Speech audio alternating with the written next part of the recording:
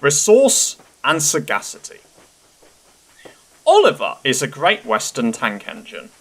The other railway wanted to scrap him, so he ran away. Isabel, his faithful coach, came too, and so did Toad, a brake van. At the last moment, they were nearly caught, but Douglas saved them. The Fat Controller was pleased, and said that when Oliver was mended, he could help Duck with his branch line. "We'll give you Great Western colours, like Duck," he said kindly. "That will help you to forget your troubles."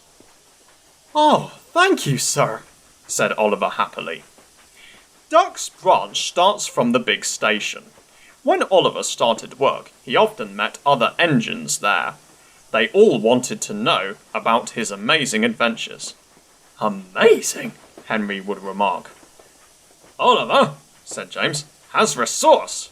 "And sagacity," put in Gordon. "He is an example to us all." "Oh, you're too kind," giggled Oliver modestly. But he was only a tank engine after all. No big engine had ever said admiring things to him before. I'm sorry to say that it made him puffed up in the smoke box. The Fat Controller rescued another coach, called Dulcie. She trundled along with Isabel. Oliver sang, "Oh, Isabel's a funny coach, and so is Dulcie too. If I didn't look after them, they'd not know what to do." "Just listen to him, twittered Dulcie.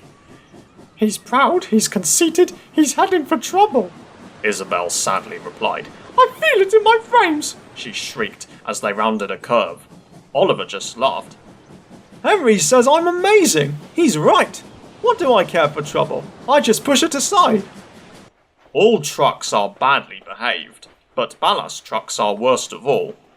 Donald, Douglas and Duck warned Oliver about this. "Huh. You think I can't manage?" he said huffily. "Gordon knows better. He says I'm sagacious." "You may be good gracious, but—" "Say no more, Duck. It's maybe a pity, but the wee engine'll just have to learn." Today, Oliver took the trucks by himself for the first time. He pulled the loaded ones to a siding and pushed empties to the chute. Then he came back full of confidence to take the loaded wagons away. The loaded trucks were comfortable and didn't want to move. They had just realised too that they had a different engine. "Duck, we know," they grumbled. "And Donald and Douglas, what right has Oliver to poke his funnel in here?" "Look sharp," puffed Oliver. "Smartly there." "That's not the way to speak. Pay him out." The trucks moved off easily, and Oliver thought he had them in control. "Trucks," he told himself proudly, "daren't play tricks on me. I'll arrange them on the middle road and start away as soon as Duck arrives.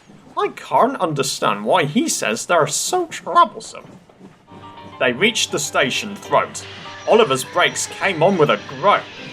But brakes were useless against loaded, surging trucks. They pushed forward, yelling, "On! On! On!" Oliver fought hard, but they still forced him on, and on, and on. Their efforts slackened at last. "I'm winning!" he gasped. "If only—" But it was too late. One moment, his rear wheels were on the rails. The next, they had none, and he was bunkered down in the turntable well, with a deluge of ballast all round him. When Duck arrived, he was stopped outside the station and flagged to the platform. He surveyed the wreckage. "Hello, Oliver," he remarked. "Are you being a good gracious engine?" "Beg pardon, of course, but we don't really like that sort of surprise. Donald and Douglas will miss their turntable." Later that day, Donald and Douglas spoke pungently in Scots, and the Fat Controller spoke pointedly in English. All three left Oliver in no doubt at all that so far from being sagacious, he was a very silly engine.